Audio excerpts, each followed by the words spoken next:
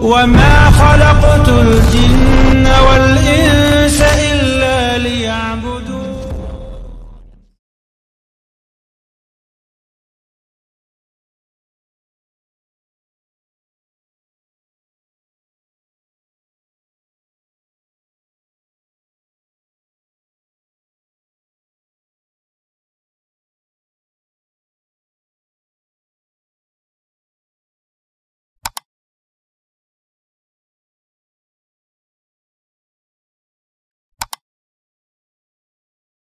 Wabarakatuh. Alhamdulillah, salatu wassalamu ala Rasulillah wa ala alihi wa mawalah. Amma ba'd. Qala Allah Ta'ala fil Qur'anil Karim wa huwa asdaqul qailin. A'udzu billahi minasy syaithanir rajim. Al-akhillau yawma idzin ba'duhum li ba'din 'aduwwun illa al-muttaqin. Wa qala sallallahu alaihi wasallam al-mar'u ala dini ar-rajulu ala dini khalilih falyanzur ahadukum man yukhalil. Para jamaah kaum muslimin yang dimuliakan oleh Allah Subhanahu wa taala, alhamdulillah, puji dan syukur adalah kita memanjatkan kepada Allah Subhanahu wa taala yang mana di malam manusia itu diciptakan oleh Allah dalam keadaan lemah, ya. Sehingga agar ia mampu melawan musuh abadi yaitu syaitan dan iblis, maka ia butuh sahib, butuh ukhuwah, butuh saudara yang menguatkan diri. Sebagaimana Nabi Musa alaihissalam ketika diperintahkan oleh Allah Subhanahu wa taala untuk mendakwahi Raja Fir'aun, Nabi Musa merasakan begitu berat. Ada rasa khawatir, takut dibunuh, tidak berani, lemah. Sampai-sampai Nabi Musa memohon kepada Allah Subhanahu wa taala, wa asyrikhu fi amri. Ya Allah, libatkanlah saudaraku Nabi Musa untuk mendampingiku menghadapi Fir'aun. Karena kalau tidak dikuatkan dengan sahib, tidak dikuatkan dengan ukhuwah, tidak dikuatkan dengan teman, maka dia tidak akan berani untuk menghadapi berbagai macam hambatan, tidak akan berani menghadapi berbagai macam tantangan dalam dakwah. Sehingga Allah mengabulkan permintaan Nabi Musa ini, sanashuddu adudaka bi akhika wa naj'alu lakuma sultan. Kata Allah Subhanahu wa taala dalam Al-Quran, kami akan menguatkan engkau di akhika dengan saudaramu, wa naj'alu lakuma sultan, dan kami akan memberikan kepada kalian berdua kekuatan. Jadi dengan adanya ukhuwah, dengan adanya sahib, dengan adanya pertemanan, menjadikan kita semakin kuat. Makanya di dalam sebuah pepatah mengatakan bahwa serigala itu akan mudah memburu domba dalam keadaan sendiri, dan dia tidak akan berani menangkap domba ketika domba itu bersatu dengan yang lainnya, ya. Makanya di dalam Islam, kedudukan sahabat, kedudukan ukhuwah ini sangat bernilai di dalam agama Islam, memberikan posisi yang tinggi di dalam agama Islam, ya. Di dalam Al-Quran, di dalam hadis Nabi SAW, Rasulullah menjelaskan bahwa di antara keutamaan ukhuwah adalah agar kita mendapatkan kelezatan iman, merasakan kelezatan iman.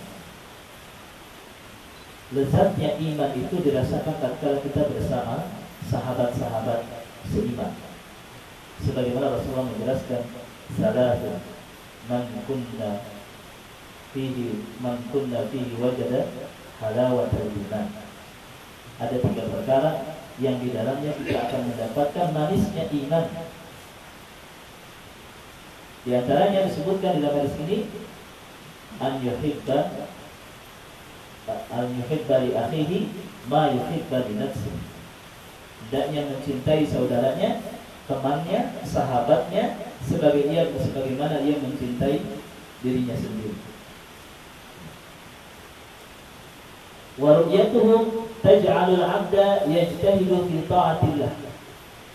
Di antara keutamaan yang lainnya ketika kita bertemu dengan sahib seiman, sahib seakidah, sahib semanhaj, maka itu akan memberikan semangat. Hanya melihat doang, ya, melihat doang si fulan gitu kan, itu akan memberikan efek pengaruh kepada kita menjadi semangat. Yang tadinya di dalam hatinya ada penyakit, misalnya ingin melakukan maksiat, tatkala melihatkan anggit, masya Allah, ya, wajahnya wajah iman, ya. Jadi saya malu gitu kalau ingin melakukan maksiat tuh, gitu kan, ya, melihat Sumarna, saya jadi malu gitu kan, jadi merasa kecil hati gitu kan. Nah disitulah, ya, keindahan bersahabat dalam ukhuwah gitu. Wa mujalasatuhum taj'alul 'abda yazdadu 'ilman wa imanan. Duduk bersama sahabat yang seiman itu akan memberikan manfaat. Apa manfaatnya? Menambah iman dan menambah ketakwaan. Sebaliknya, kalau kita banyak duduk bersama ahlul ghaflah wal jamaah, ya, ahlul ghaflah wal jamaah, ahli sunnah, ya. Ahlul ghaflah wal jamaah, yaitu orang-orang yang lalai dari Allah Subhanahu wa taala, ya, maka kita pun tidak akan menambah manfaat iman, tidak akan menambah manfaat takwa, tapi yang akan kita dapatkan adalah dosa. Ya, tidak sedikit ketika kita duduk dengan ahli ghaflah yang lalai dengan Allah, terkadang kita menjadi ikut ghibah, ikut menjelek-jelekan orang lain, ikut membicarakan aib-aib orang lain. Ya, makanya disinilah bahaya sekali kalau kita duduk dengan orang yang kita di situ tidak bisa untuk memfilter diri kita dengan siapa kita bersahabat. Makanya sebuah pepatah mengatakan as-sahibu sahib. Seorang teman itu, sahib itu, sahib bisa menarik kita kepada kebaikan atau sebaliknya menarik kita kepada keburukan. Maka berhati-hatilah, pilihlah teman yang akan membantu kita untuk semakin dekat kepada Allah, bukan malah menjauhkan kita dari Allah Subhanahu wa taala. Sehingga Rasulullah SAW memberikan batasan semacam kaidah, al-mar'u ala dini khalil. Seseorang itu tergantung siapa teman dekatnya. Kalau teman dekatnya orang-orang soleh, maka insya Allah dia akan menjadi orang soleh. Tapi kalau teman dekatnya adalah orang-orang yang orang-orang yang buruk akhlaknya, orang-orang yang bermaksiat, maka ia pun akan menjadi orang yang mirip, semisal, sama dengan teman-teman dekatnya. Falyanzur ahadukum man yukhalil. Maka lihatlah siapa teman dekatnya. Mengajarkan kepada kita agar melihat-lihat dulu. Ini siapa nih? Ketika kita kenalan, assalamualaikum, waalaikumsalam. Namanya siapa? Fulan. Oh, masya Allah. Coba kita gali latar belakangnya. Ini kemana nih arahnya? Oh, ternyata ahli bola wal jamaah. Bisa jadi, oh berarti sukanya main bola. Kalau dibicarakan banyaknya apa? Bola, gitu kan? Oh ternyata yang ini ahli togel wal jamaah. Oh berarti yang dibicarakan adalah nomor-nomor angka-angka, gitu kan? Lihat gitu kan? Setelah kita bisa mengetahui bahwa track recordnya orang ini itu kemana, baru kita bersikap. tidak terlalu dekat. Boleh berteman tapi tidak terlalu dekat. Ya. Seperti itu. Di dalam hadis yang lain juga Rasulullah menjelaskan bahwa pengaruh teman itu diumpamakan seperti teman baik seperti penjual minyak wangi. Sebaliknya teman yang buruk diumpamakan oleh Nabi sebagai pandai besi. Ya. Rasulullah SAW menjelaskan dalam hadisnya, masalul jalisis salih wa masalul jalisis su' kahamilul misk wa nafikhil kir. Perumpamaan teman duduk yang soleh dan teman duduk yang buruk seperti penjual minyak wangi dan pandai besi. Wal jalisus salih wa hamilul misk imma an tabta'a minhu au tajida fihi rih. Ya. Teman yang soleh diibaratkan sebagai penjual wangi, bisa saja untuk membeli minyak darinya atau minimal mendapatkan bau yang wangi.